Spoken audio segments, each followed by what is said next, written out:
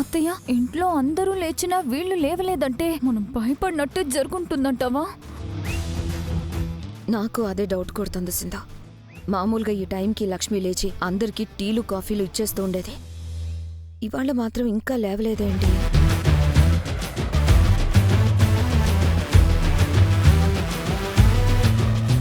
చెప్తా మీ సంగతి.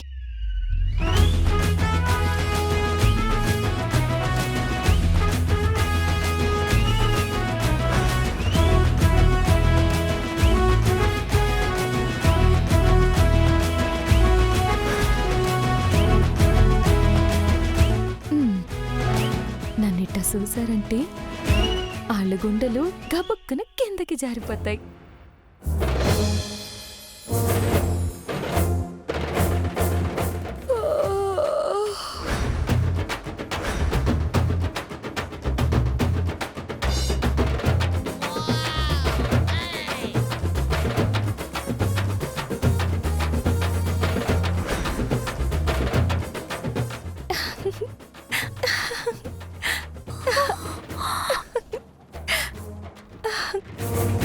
అయ్ బాబోయ్, నాకు సిగ్గేస్తుంది.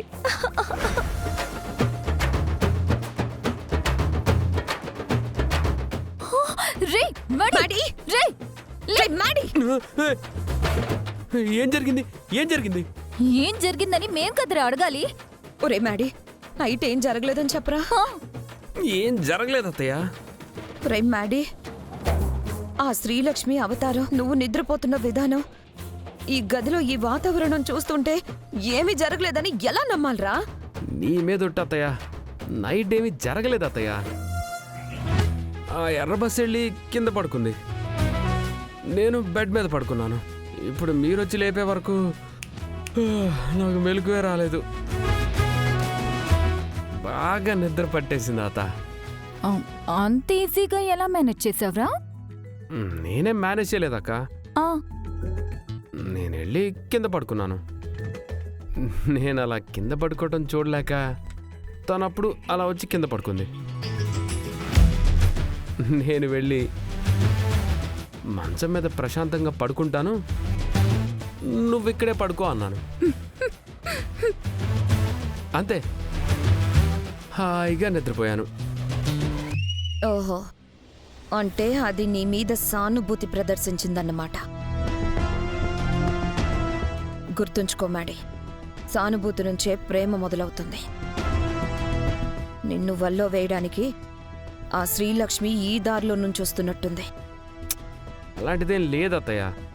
ఇలాంటి సానుభూతులు, జాలి చూపించడాలు ఎన్ని ప్లే చేసినా నా మనసులో తన మీద ప్రేమ మాత్రం పుట్టదు. మీరేమి వర్రీ అవ్వకండి, ఇది ఫిక్స్.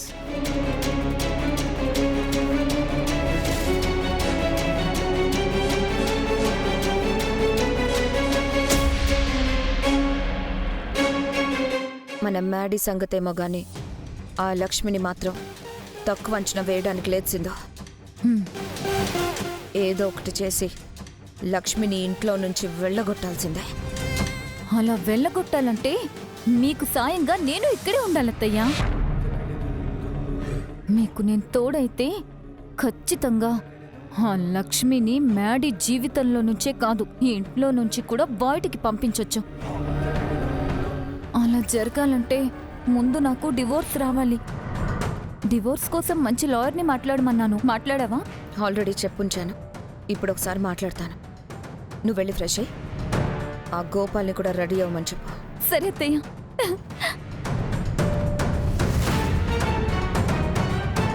జరగని కార్యాన్ని జరిగినట్టు, అది జయప్రదమైనట్టు నన్ను నమ్మించడానికి జుట్టు చెదురుకొని, బొట్టు తుడుచుకొని, చీర నలుపుకొని మమ్మల్ని పిచ్చోళ్ళని చేయాలని చూస్తావా? చెప్తా.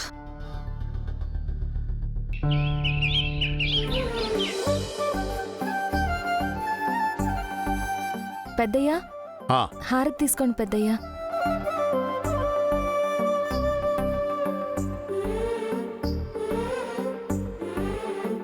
అమ్మగారు,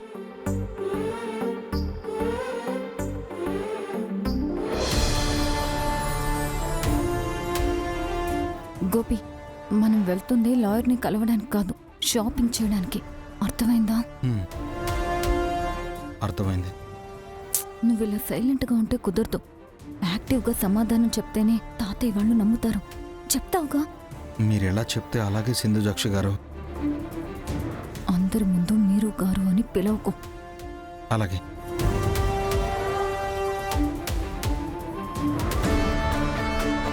అన్నయ్య, వదిన, హారతి తీసుకోండి.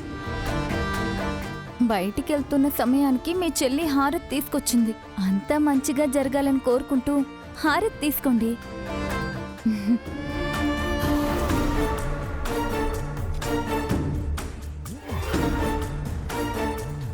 పొద్దు పొద్దున్నే ఎక్కడికి పయనమయ్యారు?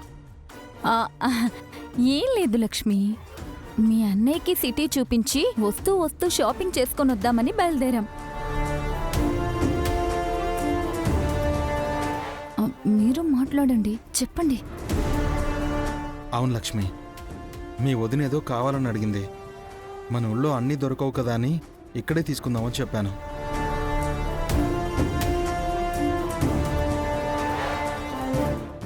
మీ వదిన తీసుకెళ్తుంది. మేం వెళ్ళొస్తాం తాతయ్య. ఒక్క నిమిషం అమ్మా. రాములు, రాములు. ఇప్పుడు రాముల్ని తోడిచ్చి పంపిస్తారా ఏంటి? ఆ ఆ రాములెందుకు తాతయ్య? ఆ, మిమ్మల్ని తీసుకెళ్ళాలి కదమ్మా. ఆ, ఆ, తాతయ్య అది ఏమండి, వాళ్ళిద్దరూ సరదాగా సిటీ చూసి రావాలనుకుంటుంటే మధ్యలో రాములెందుకండి?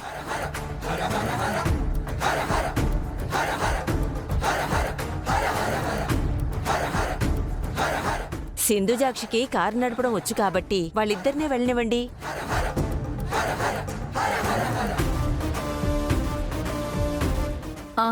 అవును తాతయ్య. నానమ్మ చెప్పినట్టు మేమిద్దరమే కలిసి వెళ్తాం.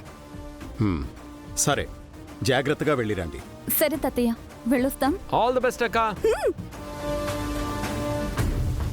బాయ్ బాయ్ పిన్ని.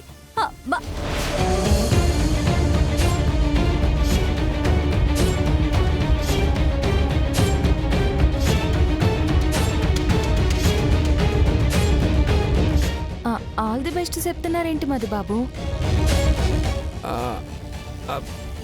ఆల్ ద బెస్ట్ థింగ్స్ కొనుక్కొని చెప్తున్నాను. అవునా? హారతి తీసుకోండి. ఇందిరా, మన సింధుజాక్షి శ్రీముఖలింగంలో బతకడానికి ఇబ్బంది పడుతుందేమో అని ఇంట్లో వాళ్ళందరూ భయపడ్డారు.